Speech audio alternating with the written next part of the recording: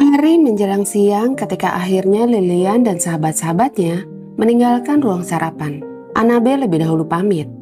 Memilih kembali ke kamarnya karena rasa mual yang belum juga mereda. Kehamilan mudanya membuat tubuhnya lebih cepat lelah. Meski sempat menolak, Ivy tetap bersikeras menemaninya. Sementara itu, Lilian dan Daisy berjalan menyusuri selasar menuju tangga utama. Di sanalah mereka berpapasan dengan Lady Olivia. Wajah wanita itu sempat terlihat murung. Keningnya berkerut halus, seolah membawa sesuatu yang belum sempat ia lepaskan. Namun begitu menyadari kehadiran mereka, ekspresinya segera berubah hangat. Dengan ramah, Lady Olivia menyapa keduanya, lalu menyampaikan niatnya untuk pergi ke rumah kaca.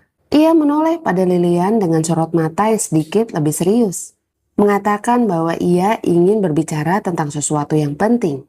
Jantung Lilian seolah terhenti sesaat.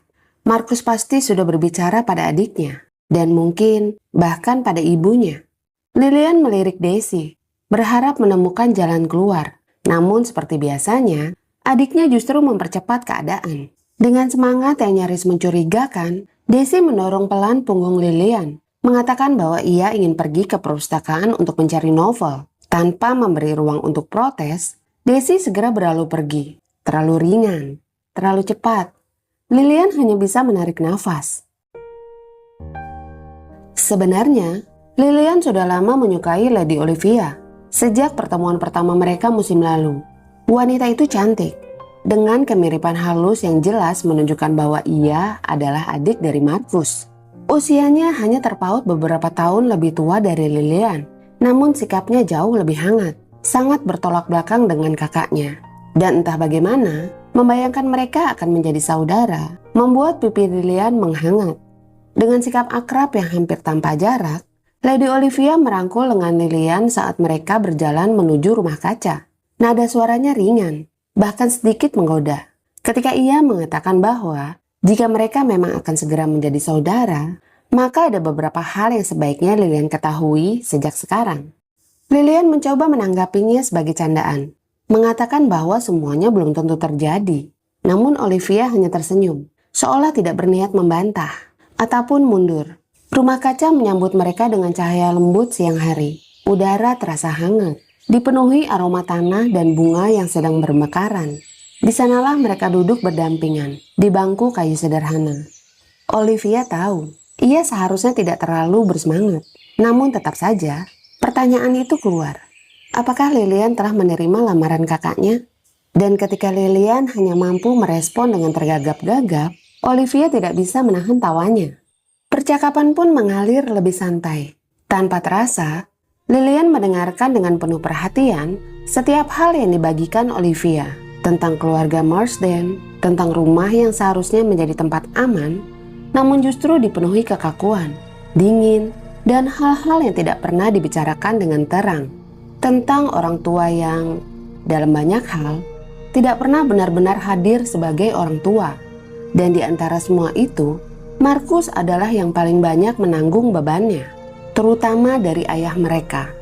Lilian terdiam, dadanya terasa sesak ketika Olivia, dengan nada yang berusaha tetap tenang, menceritakan bagaimana Markus kecil, yang pada saat itu baru berusia 5 tahun, pernah dikunci di kamar bersama 2 anjing besar milik ayah mereka. Anjing-anjing yang sangat ditakutinya. Anjing-anjing yang selalu menggeram setiap kali melihat Markus. Lilian tidak sanggup membayangkannya. Seorang anak kecil, sendirian, dalam ketakutan yang begitu nyata. Bayangan yang terlintas di benak Lilian bukanlah pria dewasa yang selalu tampak terkendali, melainkan seorang anak laki-laki kecil yang seharusnya dilindungi.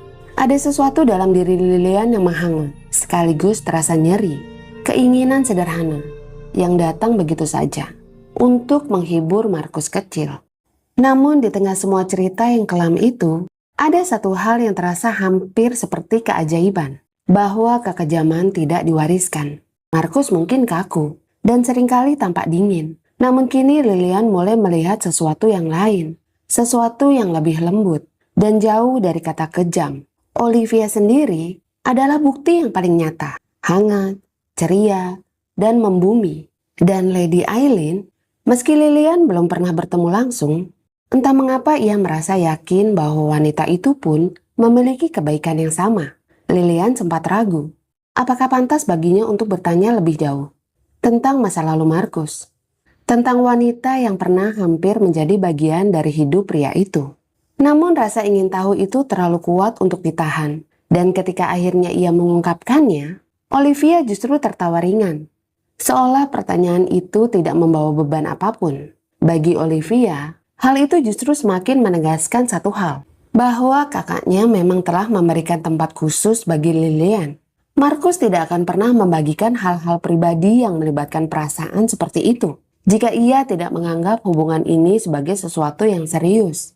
Dengan santai, Olivia meyakinkan bahwa wanita itu tidak pernah benar-benar berarti bagi Markus, lebih sebagai permainan daripada perasaan. Bahkan ketika wanita itu berusaha memancing perhatian Markus dengan cara yang cukup licik, Markus sama sekali tidak mengejarnya. Dan itu sudah menjawab segalanya. Olivia sempat mengangkat bahu kecil dengan nada setengah menggoda Lilian. Markus mungkin tidak pernah kesulitan mendapatkan perhatian wanita. Bahkan tidak sedikit wanita yang datang dengan sukarela. Namun semua itu tidak pernah bertahan lama, hanya sementara, dan selalu berakhir dengan kebosanan. Olivia lalu menatap Lilian dan tertawa lagi, karena perubahan raut wajah Lilian yang terlihat jelas untuk diabaikan. Cemburu, yang bahkan belum sempat disadari pemiliknya sendiri. Dan entah mengapa, hal itu justru membuat Olivia merasa lega. Pada akhirnya, suaranya melunak. Ia mengatakan rasa syukurnya bahwa Lilian hadir dalam kehidupan Markus. Dan dengan kejujuran yang tidak dibuat-buat, ia berharap Lilian tidak menolak lamaran itu. Suatu hari nanti, ia dan suaminya akan menetap di New York. Artinya, Markus akan jauh dari kedua saudari perempuannya. Dan akan jauh lebih menenangkan jika saat itu tiba, ada seseorang di sisi Markus, seseorang yang menjaga, merawat, dan mungkin mencintainya dengan tulus. Kekhawatiran Lilian pun muncul tentang penolakan, tentang bagaimana lingkungan Markus, dan terutama sang Countess, mungkin tidak akan menerima dirinya. Namun Olivia hanya tersenyum ringan. Teman-teman Markus tidak akan berani menentangnya. Dan tentang ibunya, ia hanya berharap Lilian cukup kuat untuk tidak terpengaruh. Lilian terdiam sejenak. Lalu, dengan nada santai yang nyaris tak terduga, ia menjawab bahwa penolakan itu justru membuatnya semakin ingin menikah dengan Markus. Dan untuk pertama kalinya, sejak percakapan itu dimulai, tawa Lady Olivia benar-benar pecah, ringan, dan lepas.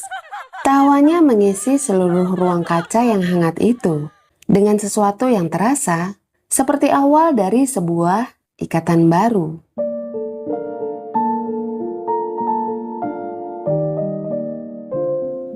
Stony Cross Park terasa jauh lebih ramai dalam 2 hari terakhir. Para pelayan berlalu lalang, sibuk mengepak barang milik para tamu. Sebagian telah bersiap untuk kembali, sementara yang lain memilih bertahan, menunggu pesta dansa terakhir yang akan menutup rangkaian musim itu di kediaman Lord Westcliff. Sebuah perpisahan yang terlalu sayang untuk dilewatkan. Lilian sempat mengira ibunya akan memanfaatkan waktu-waktu itu untuk memastikan segalanya berjalan sempurna, melatih percakapan, memperbaiki sikap, dan mengawasi setiap gerak-geriknya agar pertunangannya dengan Lord Westcliff tidak terganggu. Namun yang terjadi justru sebaliknya. Ibunya mendadak menjadi tenang, terlalu tenang, bahkan nyaris menyenangkan. Mercedes lebih sering berada di sisi Lilian, mendampingi dengan sikap yang tidak biasa, lembut, penuh perhatian, dan hampir tidak pernah mengkritik. Hal itu anehnya justru membuat Lilian merasa tidak nyaman. Ia merindukan kebebasannya. Meski suasana tanpa perdebatan seharusnya terasa melegakan, tetap saja ada sesuatu yang terasa janggal. Akhirnya Lilian mengutarakan kegelisahannya pada Daisy. Keduanya berdiri di kamar mereka, memperhatikan para pelayan yang sedang merapikan gaun-gaun ke dalam koper kayu. Daisy hanya terkikik pelan. Kau sudah memberikan apa yang selama ini diinginkan ibu, Lilian. Menurutku, ibu bahkan akan berpura-pura tidak melihat jika kau membuat kekacauan lagi. selama hal itu tidak membuat Lord Westcliff berubah pikiran. Katanya ringan. Lilian terdiam sejenak. Pikirannya langsung melayang pada rencananya malam ini. Pertemuan yang belum tentu bisa disebut pantas, namun terlalu penting untuk diabaikan. Ia menoleh pada Desi, seolah menimbang sesuatu. Apa menurutmu, ibu akan marah jika aku menyelinap ke kamar Lord Westcliff? Desi mendengus, lalu tertawa kecil. Lilian, aku rasa ibu justru akan membantu kalau ia mengetahuinya, katanya sambil menggeleng. Lilian tidak bisa menahan senyumnya. Ada sesuatu dalam bayangan itu. Dan tanpa ia sadari, rasa antisipasi mulai merambat perlahan. Malam nanti, Marcus, dan semua hal yang belum selesai di antara mereka. Percakapannya dengan Lady Olivia masih terngiang jelas, membuatnya menyadari betapa tidak biasa sikap Marcus selama ini terhadapnya. Seorang pria seperti itu, begitu terkendali, tidak akan membuka diri tanpa alasan. Dan Lilian telah melihat sisi itu. Namun tiba-tiba sebuah ingatan lain muncul, membuyarkan ketenangan yang baru saja ia rasakan. Ya ampun Desi, apakah aku harus memberitahu Lord Westcliff tentang parfum itu?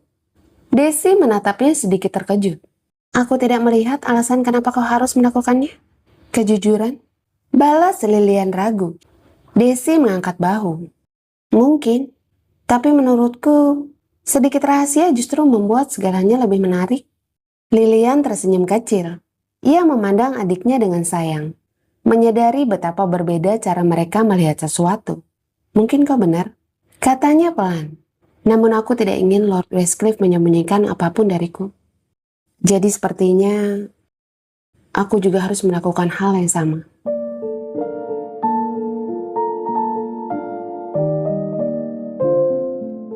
Malam telah larut ketika sebagian besar tamu kembali ke kamar mereka. Koridor mulai sepi. Hanya sesekali terdengar suara tawa pelan dari ruang bawah. Tempat beberapa tamu masih bertahan dengan permainan kartu dan biliar. Meski Lilian telah hafal letak kamar sang Earl, Marcus tetap mengirim pelayan pribadinya untuk menjemputnya. Sebuah gestur kecil. Klaim kepemilikan yang membuat Lilian sebal. Namun cukup untuk membuat segalanya terasa lebih resmi dari yang seharusnya. Sepanjang perjalanan, Lilian sempat mencoba menggali informasi. Namun pelayan itu terlalu setia untuk berbicara banyak. Satu-satunya hal yang mau diungkapkan pria parubaya itu adalah bahwa tuannya adalah majikan yang luar biasa. Dan mendengar hal itu sudah cukup membuat Lilian senang. Kelak menjadi istri bangsawan atau tidak, ia tidak akan pernah mendukung perilaku semena-mena, khususnya pada para pelayan. Pintu kamar terbuka. Marcus berdiri di sana. Cahaya lilin dari dalam ruangan jatuh lembut di wajahnya, membuat garis-garis tegas itu tampak lebih hangat, lebih manusiawi. Jantung Lilian berdegup lebih cepat, bukan karena keraguan, melainkan karena sesuatu yang tidak lagi bisa ia abaikan. Marcus menyambutnya tanpa kata. Menariknya masuk ke dalam dengan satu gerakan lembut. Pintu tertutup di belakang mereka. Meninggalkan kesunyian sesaat hingga Lilian bertanya-tanya, apakah Marcus bisa mendengarkan debaran jantungnya. Sejenak dunia terasa menyempit, hanya menyisakan mereka berdua. Tatapan Marcus tertahan pada Lilian. Ada sesuatu di sana, lebih tenang, lebih terbuka dari biasanya. Dan ketika pria itu mengatakan bahwa ia merindukannya sepanjang hari, Lilian lupa cara menjawab. Ia hanya tersenyum canggung. Sentuhan hangat di pipinya membuatnya sulit berpikir jernih. Segalanya terasa terlalu dekat, terlalu nyata. Pria di hadapannya, yang dulu terasa begitu asing, kini menjadi seseorang yang begitu ingin ia mengerti. Kehangatan di antara mereka tumbuh perlahan, tidak terburu-buru, tidak mendesak. Seperti dua sisi yang selama ini saling menahan diri, kini mulai menemukan keseimbangannya. Lilian teringat percakapannya dengan Olivia, tentang Marcus dan masa lalunya, tentang sisi yang tidak pernah diperlihatkan pria itu pada dunia. Dan semakin ia memahami, semakin ia menyadari bahwa apa yang ia rasakan terhadap pria itu bukan hanya sekedar ketertarikan biasa. Aroma manis yang samar menarik perhatian Lilian. Madu dengan sentuhan kayu manis. Ia pun menjauh dari Markus, mengikuti arah aroma itu hingga ke meja kecil di sisi ruangan.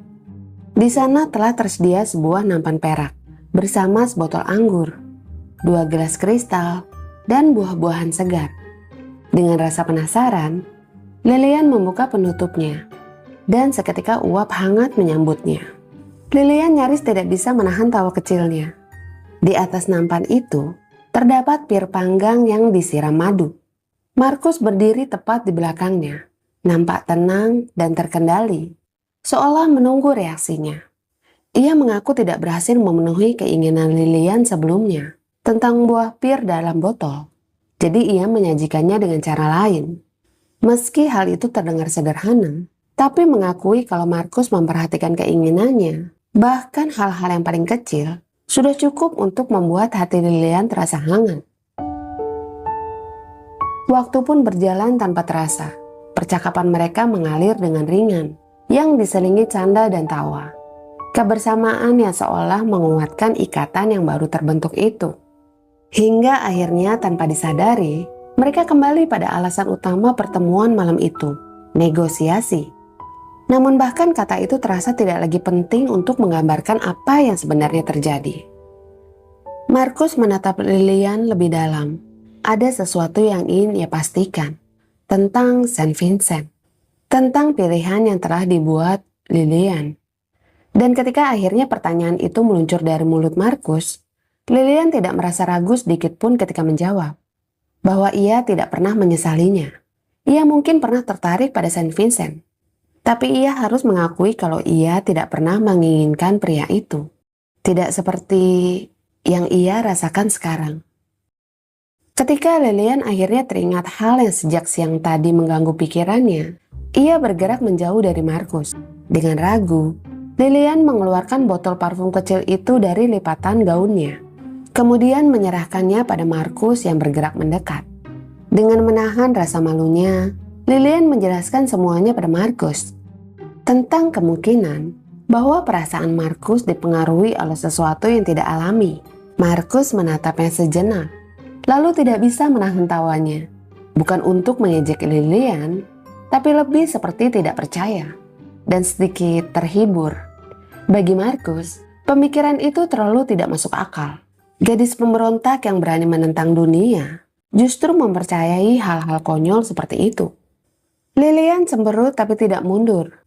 Bersikeras kalau parfumnya memang mengandung sesuatu, karena ia telah melihat sendiri pengaruhnya pada orang lain. Markus hanya menggeleng, masih tersenyum.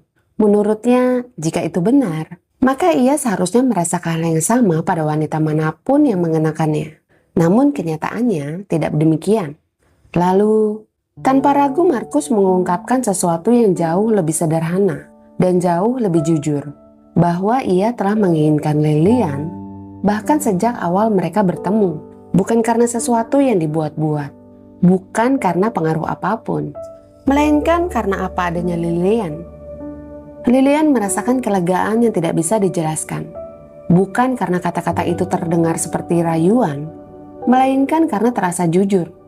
Markus mungkin belum mencintainya, namun pria itu telah jujur mengakui perasaannya, dan bagi Lilian, itu sudah cukup untuk saat ini.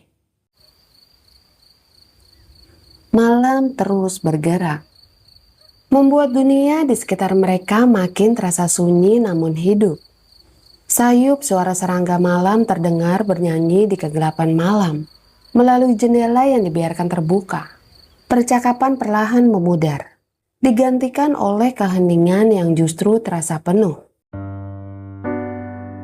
Jarak di antara mereka lenyap, tanpa perlu dijelaskan. Seolah dunia di luar ruangan itu tidak lagi penting. Yang tersisa hanya mereka berdua, yang akhirnya berhenti menahan diri. Lilian. Suara Markus terdengar rendah, nyaris seperti bisikan. Buat aku tenang, katakan bahwa kau bersedia menikah denganku. Lilian tersenyum malas. Buatlah hatimu tenang, my love. Aku akan menikah denganmu. Dan akhirnya kelegaan itu datang seperti pengembara tersesat yang akhirnya menemukan jalan pulang. Markus menarik Lilian lebih dekat, seolah gadis itu sudah menjadi bagian tak terpisahkan dari dirinya yang tidak akan sanggup ia lepaskan lagi. Dan malam ini, Markus membiarkan dirinya beristirahat tanpa ada beban di hatinya, yang biasanya selalu menggelayuti. Waktu pun berlalu tanpa mereka sadari. Ketika akhirnya mereka sanggup bersuara lagi, semuanya terasa lebih ringan, terasa nyata. Markus sudah setengah terlelap ketika bergumam pelan, mengatakan pada Lilian bahwa apapun yang ingin dinegosiasikan Lilian, ia akan menyetujuinya. Lilian tertawa kecil. Jika ini caramu bernegosiasi, my lord, aku mulai khawatir pada kelangsungan bisnismu. Markus tidak membuka mata, hanya tersenyum samar. Untungnya, aku tidak menikahi rekan bisnisku. Dan malam itu pun berakhir dengan keheningan yang hangat. Bukan lagi karena jarak, melainkan karena kedekatan yang akhirnya mereka izinkan dan mereka sepakati.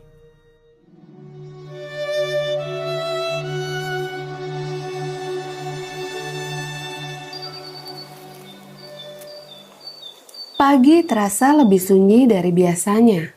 Kicau burung masih terdengar di kejauhan, namun tidak cukup untuk menghidupkan suasana di Stony Cross Park.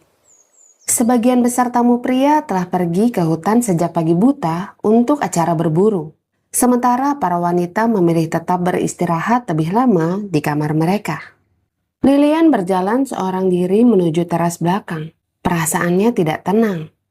Seorang pelayan Countess telah datang ke kamarnya pagi tadi.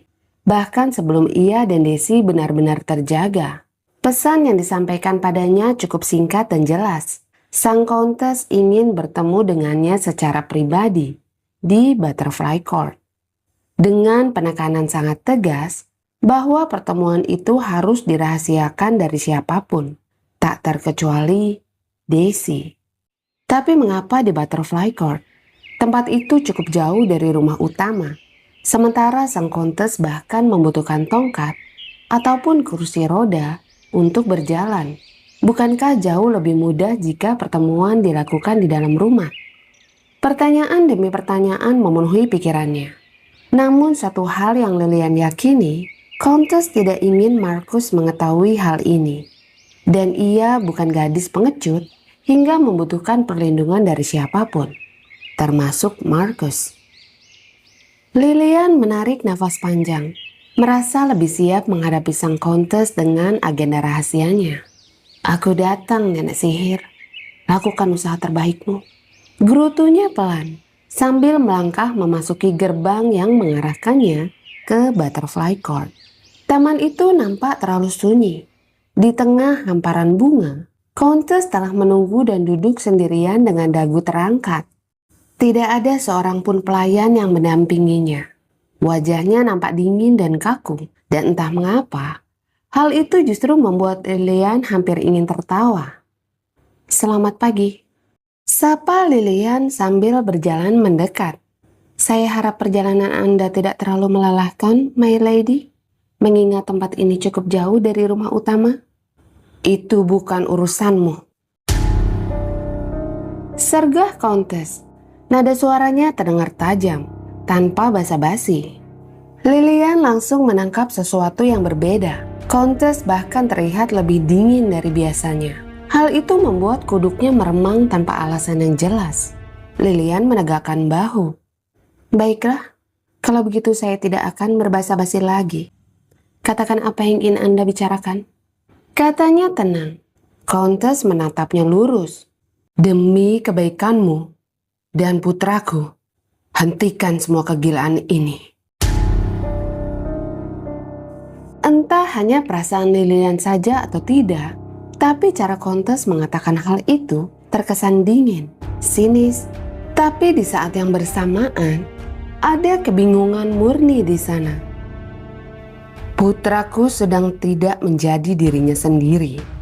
Seandainya sejak awal aku tahu gadis dari rakyat jelata seperti dirimu mampu menarik perhatiannya, aku tidak akan membiarkan semua ini terjadi. Lanjut Kontes dengan tatapan merendahkan. Kening Lilian berkerut, namun ia tetap menahan diri. Jadi, Anda menentang hubungan kami karena tidak menyukai saya secara pribadi? Atau gadis lancang? Seru Kontes murka. Keluarga Marsden memiliki garis keturunan murni selama beberapa generasi. Dan putraku tidak akan menjadi Earl pertama yang merusaknya. Kau bukan berasal dari kaum kami.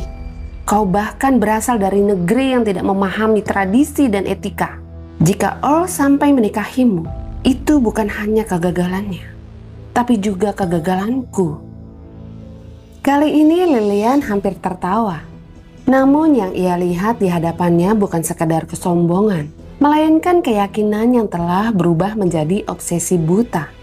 Kontes jelas bukanlah orang yang bisa diyakinkan dengan logika. Keangkuhan mengenai klaim darah birunya sudah tak tertolong. Di sisi lain, Lilian selalu mengalami kesulitan untuk mengungkapkan perasaannya. Tapi ia tetap menahan diri dan mencoba sekali lagi. Dengan nada yang lebih terkontrol, Lilian kembali berbicara tentang keinginannya untuk tidak mempermalukan sang Earl dan keluarga mereka. Tentang kesungguhannya untuk mendampingi sang Earl. Namun bahkan sebelum ia selesai bicara, sang Kontes yang murka telah memotongnya. Cukup, kaulah penyebab semua ini. Kau yang membuat putraku berubah menjadi seorang pemberontak. Aku tidak akan pernah sudi menerimamu. Bahkan untuk menjadi pelayan di rumah ini sekalipun, aku lebih baik mati daripada harus melihat garis keturunan Marsden ternoda olehmu. Kali ini Lilian benar-benar diam. Wajahnya terasa panas. Belum pernah ada yang merendahkan dan membencinya sebesar ini. Kontes jelas cukup sanggup melakukan apapun, bahkan yang terburuk sekalipun. Terdorong adrenalin, Lilian menolak mundur. Dan ketika ia berbicara lagi, nada suaranya penuh percaya diri. Mungkin dia memang ingin menikahi saya sebagai bentuk perlawanan terhadap Anda. Dan kalaupun itu benar, saya sama sekali tidak keberatan membantunya. Lanjut Lilian tanpa gentar sedikit pun. Kontes membeku. Benar-benar tidak menyangka Lilian berani melawannya sejauh ini. Kau akan menyesalinya. Bisiknya dengan suara bergetar. Nada itu membuat bulu kuduk Lilian kembali meremang. Untuk sesaat, Lilian ingin mundur. Namun ia bertahan. Saya akan tetap menikah dengannya. Tidak selama aku masih hidup.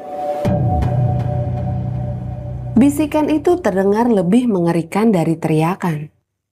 Kontes beranjak berdiri. Tangannya mencengkram tongkat lebih kuat saat tubuhnya sedikit goyah.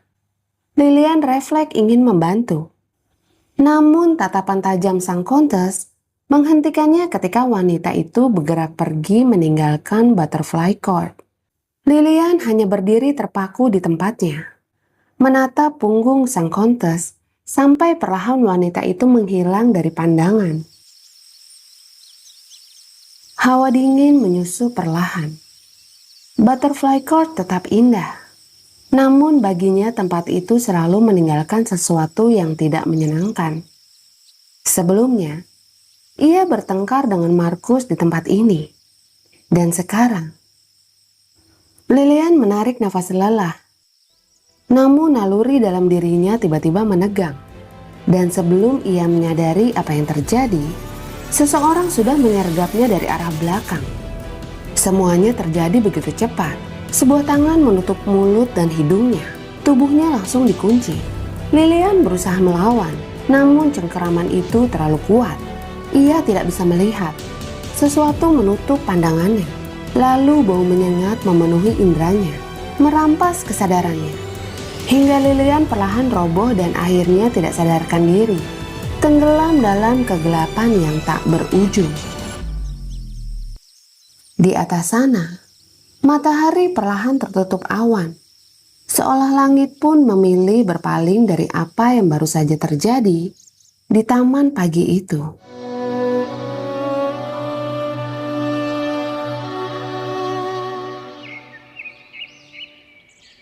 Markus baru saja kembali dari paviliun di dekat danau setelah acara berburu pagi selesai. Ia bahkan belum sempat beristirahat, hanya menyempatkan diri menyelesaikan sarapannya yang terlambat. Dalam perjalanan menuju rumah utama, ia terpaksa menghentikan langkahnya ketika mendapati dua tamunya terlibat perdebatan sengit. Keduanya saling menuduh telah melanggar aturan berburu. Dengan sabar, Markus mendengarkan keduanya secara bergantian.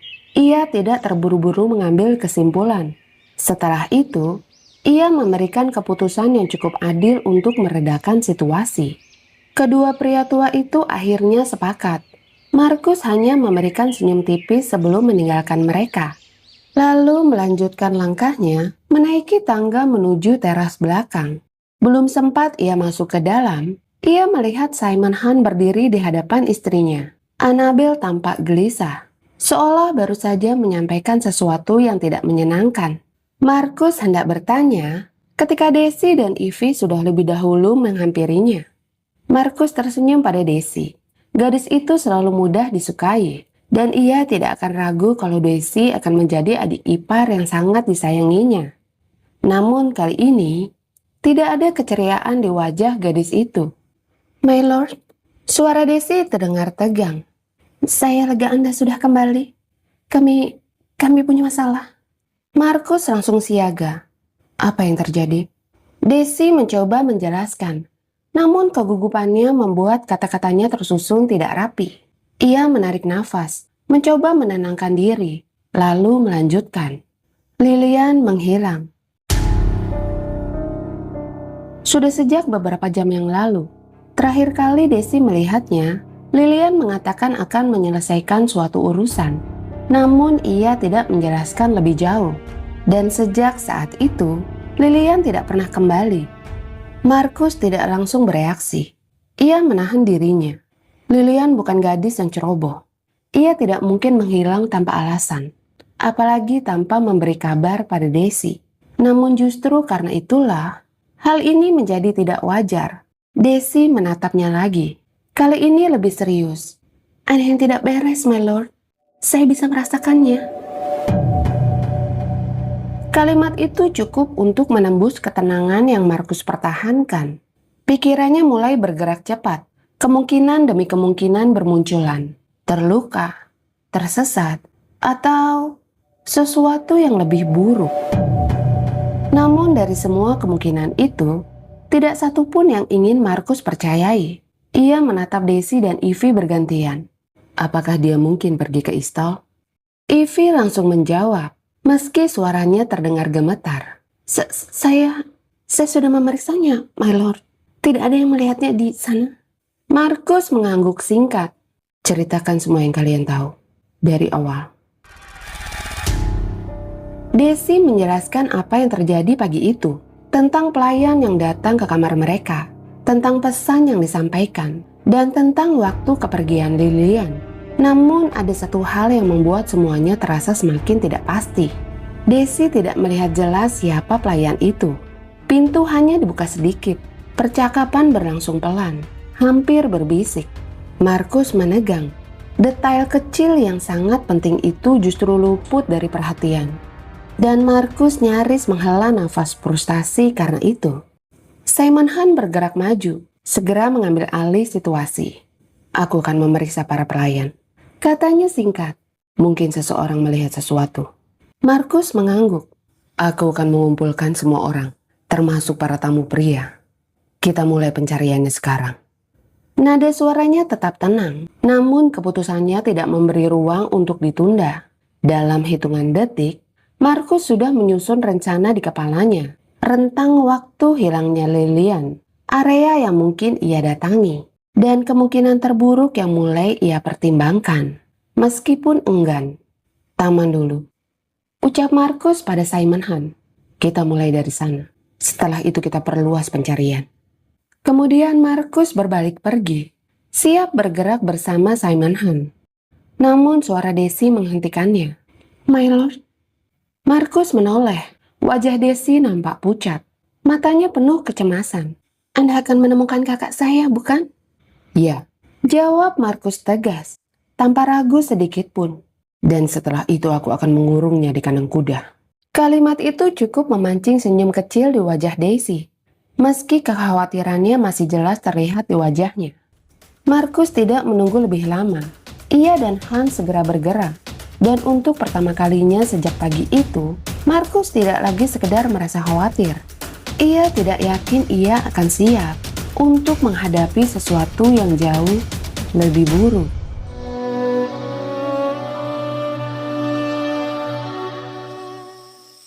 Namun meski pencarian telah dilakukan besar-besaran, setiap sudut Stony Cross Park telah ditelusuri dan setiap tenaga telah dikerahkan, Lilian tetap belum berhasil ditemukan. Tidak ada jejak, tidak ada petunjuk, seolah ia lenyap begitu saja. Markus terus memacu kudanya semakin jauh ke dalam hutan, sementara ia mempercayakan Simon Han tetap tinggal di rumah utama untuk menanyai para pelayan. Pikiran Markus tidak pernah berhenti, membayangkan Lilian berada di suatu tempat di luar sana, tersesat dan mungkin terluka, membangkitkan sesuatu yang belum pernah ia rasakan sebelumnya. Dadanya terasa sesak. Ia tidak bisa, tidak mau membayangkan kemungkinan terburuk. Namun perasaan itu terus menekan, dan pada akhirnya Markus mengenali rasa itu sebagai rasa takut. Ketika kepala pelayannya datang membawa laporan terbaru, Markus memaksa dirinya kembali fokus. Apakah kolam dan danau perlu diperiksa, my lord? Pertanyaan itu membuat Markus membeku sejenak. Hawa dingin merayap di tengkuknya. Belum. Jawabnya singkat. Aku akan berbicara dengan Mr. Han di ruang kerja. Temui aku di sana jika ada perkembangan. Kemudian Markus turun dari kudanya, berjalan cepat menuju rumah utama dengan langkah lebar, berjuang menahan emosinya agar tidak sampai meledak.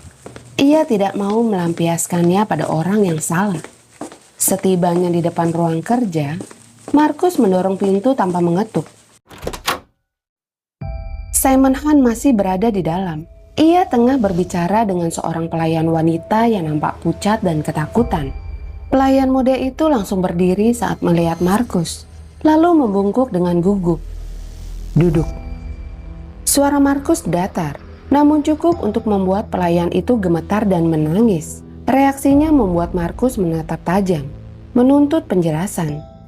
My lord, kata Simon Han tenang, masih fokus pada pelayan itu. Sepertinya Greti mengetahui sesuatu tentang hilangnya Miss Bowman pagi ini. Tapi dia takut bicara. Jika Anda bisa meyakinkannya, kau tidak akan dipecat. Suara Markus memotong tegas. Jadi sebaiknya kau bicara.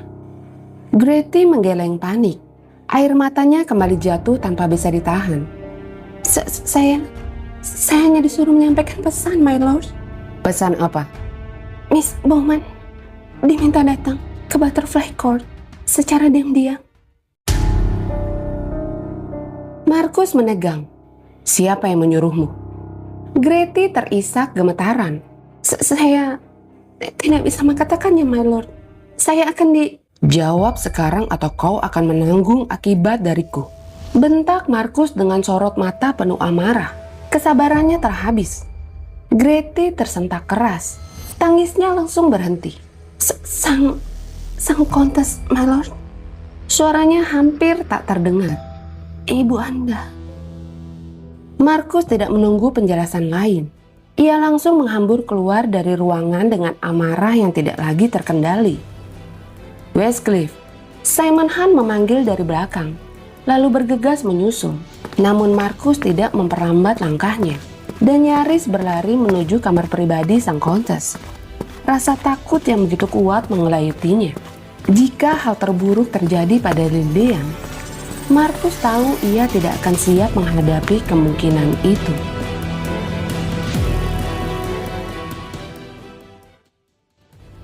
Saat Markus tiba di depan kamar pribadi sang kontes, keributan tidak terelakkan lagi.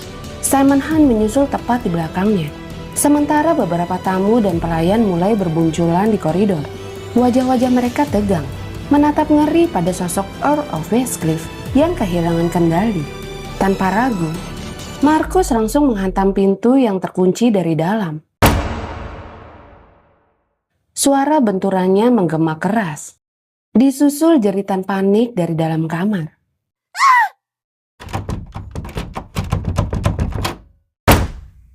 "Buka pintu ini, atau aku akan mendobraknya."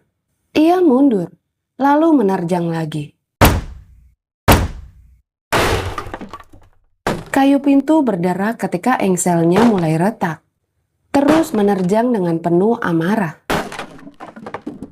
Seseorang mencengkram bahunya dari belakang. Markus hampir berbalik menyerang. Namun kepalan tangannya tertahan di udara saat ia menyadari Simon Han-lah yang telah menahannya. Simon segera melepaskannya. Ia mundur satu langkah. "Westcliff, kendalikan dirimu." "Menyingkir," geram Markus. Ia menendang pintu dengan kekuatan penuh. Kunci itu akhirnya patah. Pintu terbuka dengan bunyi keras. Markus langsung mendesak masuk tanpa menunggu. Nafasnya terasa berat. Langkahnya cepat dan tajam saat ia melewati ruang duduk, lalu menerobos ke kamar ibunya.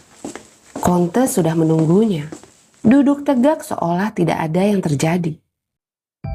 "Kau benar-benar berhasil merendahkan dirimu menjadi barbar, Westcliff," ucap Kontes dingin. "Aku tidak menyangka pengaruh buruk Miss Bowman bekerja secepat ini." "Di mana dia?" tanya Markus dengan suara rendah, tapi bergetar oleh amarah yang nyaris meledak. "Apa yang kau lakukan padanya?" Kontes mengangkat alis, seolah bingung. "Aku tidak mengerti maksudmu. Kau memanggil Lilian Bowman ke Butterfly Court pagi ini. Dan sekarang kau menuduh ibumu sendiri." Kalimat itu belum selesai ketika Markus sudah mencengkram bahunya dengan keras. Kontes terperanjat, dan ketika ia menatap mata putranya yang berkilat gelap, pertahanan dirinya goyah. "Katakan di mana dia, atau aku tidak akan menahan diri." "Westcliff!" seru Simon Han mencoba menariknya. Namun Markus tidak melepaskan cengkeramannya. Olivia muncul di ambang pintu. "Markus, lepaskan dia. Kita harus tahu di mana Lilian terlebih dahulu." Namun Markus hanya menatap ibunya. Tatapan dingin yang nyaris tidak manusiawi. "Jangan mengujiku. Aku cukup banyak mewarisi sisi ayahku untuk melakukan hal yang kau takuti." Kontes menegang. Ia tahu ancaman itu bukan sekedar kata-kata, namun kesombongannya tetap bertahan. "Aku memang menemuinya pagi ini,"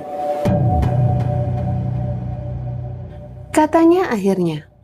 Tapi itu atas permintaannya sendiri. Markus tidak bergerak. Dia ingin memberitahuku bahwa dia akan melarikan diri bersama Lord St. Vincent. "Bohong!" Suara Desi memotong dari pintu. Ia berdiri di sana, wajahnya merah oleh amarah. "Kakakku tidak akan melakukan hal serendah itu. Kau menjebaknya." Desi masuk tanpa ragu. Para wallflower di belakangnya ikut bersuara, melupakan seluruh etika yang biasanya mereka jaga. Markus melepaskan Kontes. Nafasnya masih terasa berat. Namun satu hal yang membuatnya lega, Lilian masih hidup. Kelegaannya tidak berlangsung lama. Membayangkan bahwa kini Lilian berada di tangan Saint Vincent, membuat rahangnya mengeras. Ia berpaling, tidak lagi sudi menatap ibunya. Simon Han langsung mendekat. Pikirannya bekerja cepat seperti biasa. "Gretna Green, Kalau mereka kabur, itu tujuan paling mungkin.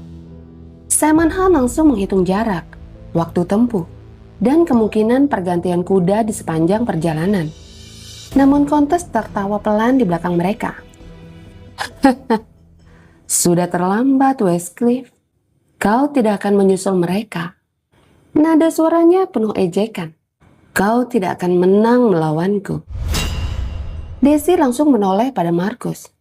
My Lord, aku akan meminta kuda disiapkan sekarang. 2 kuda terbaik. Sela Simon Han cepat. Lalu menatap Marcus. Aku ikut. Marcus mengangguk singkat. Saat Daisy berlari keluar, ia berbalik pada Olivia. Keluarkan dia dari sini, ucap Marcus dingin. Aku tidak ingin melihatnya lagi saat aku kembali. Olivia terdiam sejenak, nampak ingin bertanya pada Marcus. Namun akhirnya ia hanya mengangguk samar. Countess berdiri dengan marah. Aku tidak akan disingkirkan seperti ini, my lord. Marcus sudah berjalan menuju pintu dan sampaikan padanya.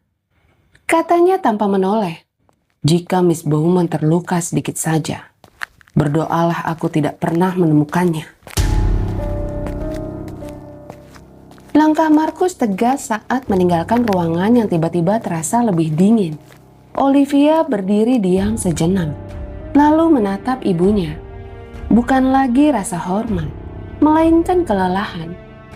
Ia menanggapi ibunya yang mengatakan bahwa Marcus telah kalah darinya. Kau lupa satu hal, katanya tenang. Marcus tidak pernah gagal.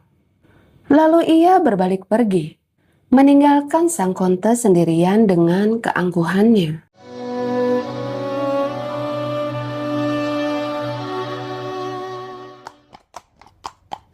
Lilian terbangun saat tubuhnya berguncang mengikuti laju kereta. Untuk sesaat, pikirannya terasa kosong, matanya terasa berat, sulit untuk dibuka. Tubuhnya lemah, seolah tidak sepenuhnya berada dalam kendalinya. Tenggorokannya kering, dan rasa mual naik tanpa bisa ia tahan. Lalu bau tajam itu kembali menyerang penciumannya. Lilian membeku. Ia mengenali bau itu. Butterfly Court, sang Countess. Kesadaran itu datang sekaligus, memaksa Lilian melawan kelemahan yang menahannya. Dengan susah payah, ia membuka mata. Langit sempit, dinding kayu, getaran roda. Ia sedang berada di dalam kereta kuda. Kepalanya bersandar pada sesuatu yang terasa kokoh namun hangat. Lilian langsung menegang. Sebuah tawa pelan pria terdengar di dekat telinganya. Ia tersentak, lalu menjauh sekuat yang ia bisa ke sisi lain bangku. Nafasnya memburu saat akhirnya ia menyadari ia baru saja bersandar pada seseorang. Ketika akhirnya ia mengangkat wajahnya, jantung Lilian seolah berhenti sejenak. Lord St. Vincent. Pria itu tersenyum ringan, santai, seolah tidak ada yang salah. Namun ada sesuatu dalam sorot matanya yang membuat Lilian langsung waspada. Tanpa berkata apa-apa, St. Vincent mengambil sebuah botol air berlapis kulit, lalu menyodorkannya. Ini akan membantu rasa mualmu. Nada suaranya terdengar tenang, terlalu tenang. Lilian tidak langsung menjawab. Baru saat itu ia menyadari kedua pergelangan tangannya terikat. Amarah langsung menyambar, namun ia menahannya. Alih-alih melawan, ia menerima botol itu, meneguk airnya dengan cepat, membiarkan cairan itu membasahi tenggorokannya yang terasa terbakar. Ia merasa tenaganya kembali, tapi masih jauh dari cukup. Mereka tidak memberiku banyak pilihan, ujar St. Vincent kemudian. Ketika mereka menyerahkanmu padaku, itu satu-satunya cara agar kau tetap hidup. Lilian menatapnya tajam. Kalau aku menolak, wanita tua itu akan mencari cara lain untuk menyingkirkanmu. Dan kau tahu dia mampu melakukannya. Dada Lilian terasa sesak. Meski suaranya masih lemah, ia memaksakan diri berbicara. Kemana kau membawaku? Saint Vincent tersenyum. Kita akan menikah di Gretna Green. Lilian menarik nafas tajam. Amarah yang tadi ia tahan kini mulai naik tanpa bisa dibendung. Westcliff tidak akan membiarkanmu. Dia tidak akan sampai tepat waktu. Jawab Saint Vincent penuh keyakinan. Dan setelah kita menikah, semuanya akan selesai. Tidak ada yang bisa membatalkannya. Lilian menatapnya, nyaris tidak percaya dengan apa yang baru saja ia dengar. Di saat seperti ini, ia sangat ingin Markus ada di sini. Menariknya keluar dari situasi ini, meyakinkan bahwa semuanya akan baik-baik saja. Namun kenyataan menamparnya keras. Ia sendirian. Kenapa kau melakukan ini? Suara Lilian bergetar, tapi bukan karena takut, melainkan marah. Setelah semua, kau tega melakukan ini? Uang, jawab Saint Vincent ringan. Dan kau kebetulan adalah pewaris paling menarik yang pernah kutemui. Lilian menatapnya dengan jijik. Kau sahabatnya, dan ini caramu membalasnya. Untuk sesaat, Saint Vincent terdiam. Pandangannya beralih, seolah mempertimbangkan sesuatu. Dia akan menerima kenyataan ini, katanya akhirnya. Dan jika tidak, dia tidak akan menginginkan wanita yang sudah tidak lagi utuh. Lilian langsung menegang. Ia tahu Markus tidak seperti itu. Tidak jika dia tahu aku dipaksa. Balas Lilian tajam. Dan kau, jangan berharap aku akan memaafkanmu. Tatapannya penuh kebencian. Aku akan membuatmu menyesal, brengsek. Saint Vincent tertawa pelan. Sama sekali tidak terpengaruh. Aku hanya butuh hartamu, sayang. Setelah itu, kita lihat saja. Nada suaranya santai, nyaris meremehkan. Kalau kau tidak belajar menyukaiku, aku bisa selalu mengirimmu ke tempat yang lebih tenang, jauh dari semua ini. Lilian tidak menjawab. Ia memalingkan wajah dan memejamkan mata. Ia tidak akan menangis, tidak di hadapan pria ini. Perlahan, ia menarik nafas, menunggu dan mengamati. Dan jika kesempatan itu datang, ia tidak akan ragu mengambilnya.